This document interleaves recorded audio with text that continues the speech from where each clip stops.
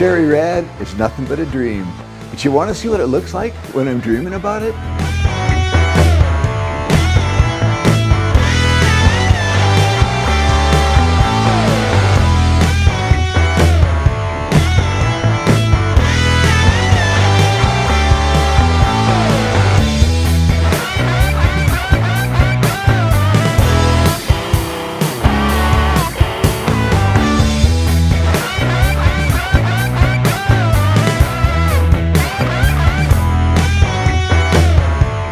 Well, we've put the front pieces together and just smashed everything together gently. Little cut at a time, cutting and adjusting, and man, it's all tight. But it's there, but it's gonna close, the hood closes. It looks good. It's gonna fit all really good. And the splash pan, now we've got that on. The grill, all the mounting, everything, the fender, what do you call that? The inside of the fender wells is all coming together. I gotta put a few more pieces on that, but it's to the point now where I've been able to drill, tap, whatever, weld bolts, whatever it's taken to get everything mounted nice and solid, like really solid. And so now I can take the whole thing apart and then start on actually we're gonna start on the Cadillac chassis first, where we will box some of the areas. And now that I've measured, I know exactly what needs to happen. Got a few little drawings here and there, trying to remember everything. And then box that in and start to strengthen that whole thing so that we can begin to mate the 49 body up to it. So that's the next phase, is to get the Cadillac ready. And that actually involves two things. It involves boxing, these sides of the Cadillac that are just kind of bare naked open right now, and putting some strength back in there. And then, as well as making it neat so you don't cut yourself on it, man. I tell you what, I get slivers like crazy around this thing. Well, this is boxing day. Boxing in all the bare naked parts of this car that need to be boxed in, and along the sides, working on the outsides today, this lower sill that runs along.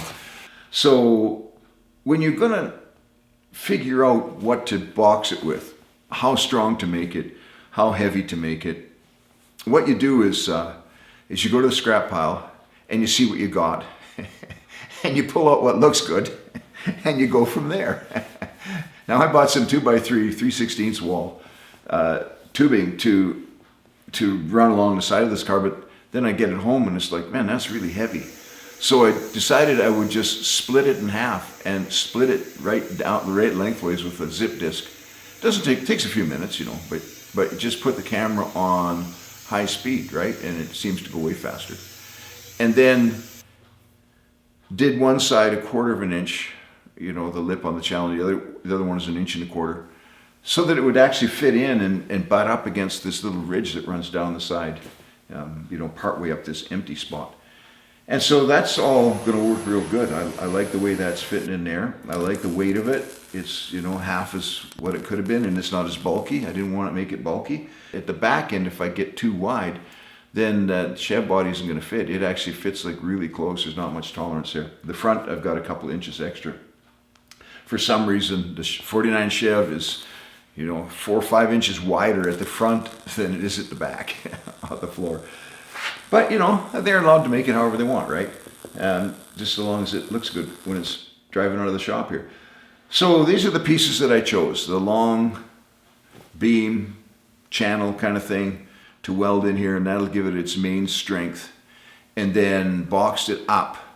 Now I didn't box all the way from one end to the other because we're going to actually cut this down where it matches the door sills for the 49 Chev. And so it's like sills, or the sides of it are only like half as high as the Cadillac one. So that's going to be cut down. And so that's what these marks are here. And that's why we only boxed this far, is because I'm going to cut that out and then box the top of it. Actually, probably not just box the top of it, I'll box it right out to meet the 49 Chev. Yeah, so then, this gusset is not a gusset. Gussets are way overrated, and they're not really You know, when you're building a trailer or something, you throw a gusset in, you think that's going to help. It really doesn't. It probably does more harm than good usually. Because if you've got good welds, then your frame of whatever you're building is as strong at the weld as it is anywhere else. And you put a gusset in, all it does is cause a stress point. So you got to be careful with those. And but this is actually not really to gusset, it's just to give me some meat to weld to.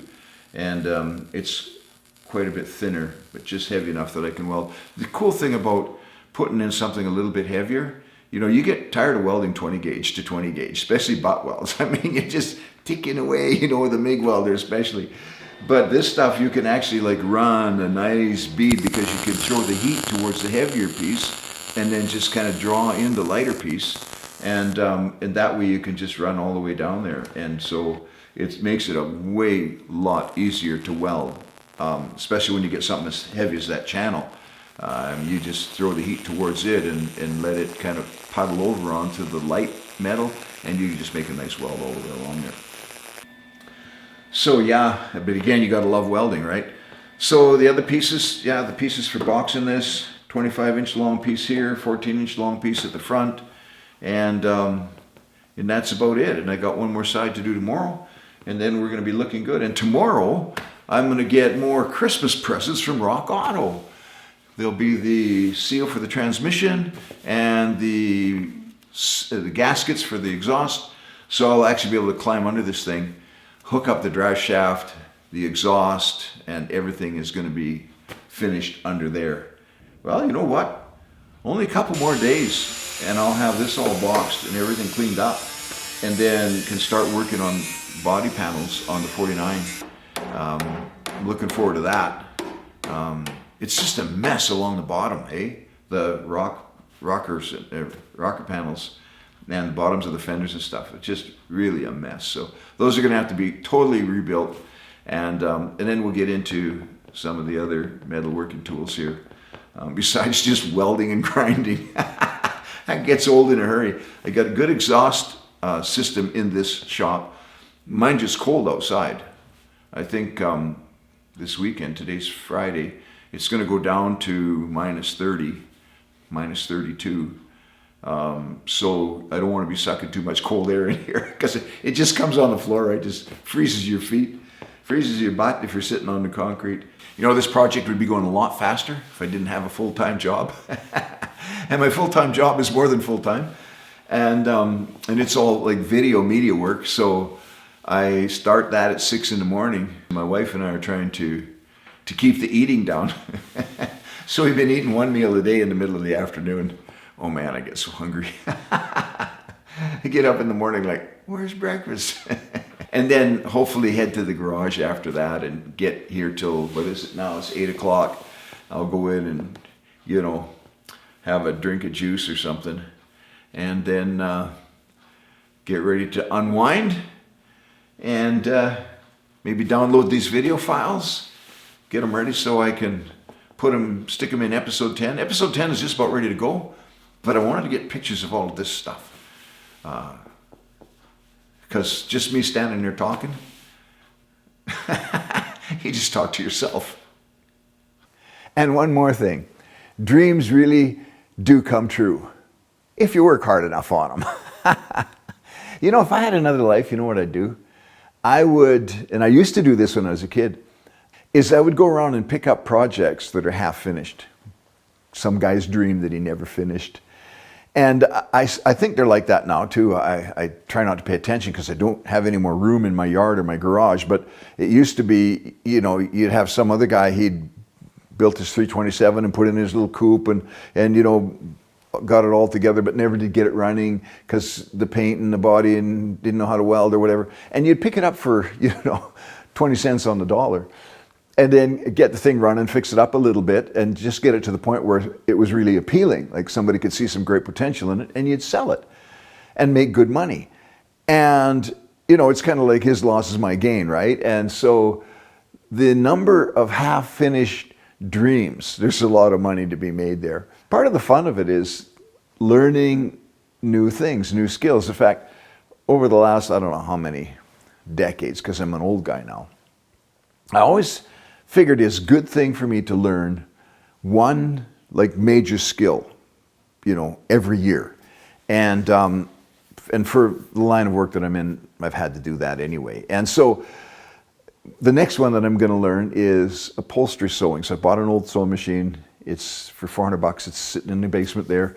And when I get to this, doing the door panels and stuff, I'm looking forward to learning how to sew upholstery, which is going to be kind of cool, right? Something I've never done before. But all of those things, you know, I get a kick out of guys who say, well, that's easy for you. You know how to do it.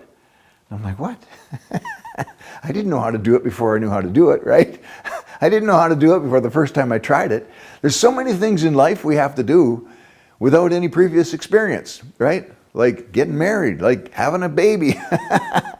All of those things, you have to do it without any previous experience. And so it's the opportunity for us to learn. And one thing that I know is if we put our minds and our hearts to it, we can learn anything as long as we don't give up halfway through.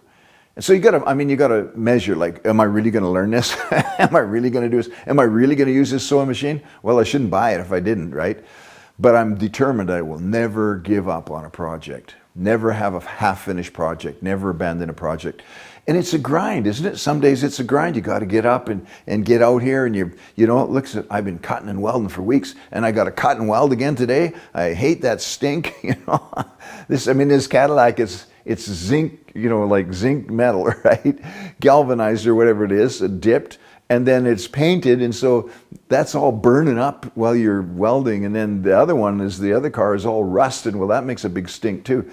But I've got a good ventilator and stuff in my garage, so that's helpful. But you know, it's the grind, right? But you got to finish the dream, and it takes the grind to keep going and to keep doing it. So I'm going to keep going on this project.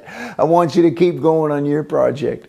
And in the meantime, subscribe to this YouTube channel and like the video, and then they'll keep coming. And that'll just be, just fun, so we can stay connected, and you can keep giving me advice, and I can keep telling you you're out to lunch, and you can keep saying, well, you're out to lunch. Ask my wife, we're all out to lunch.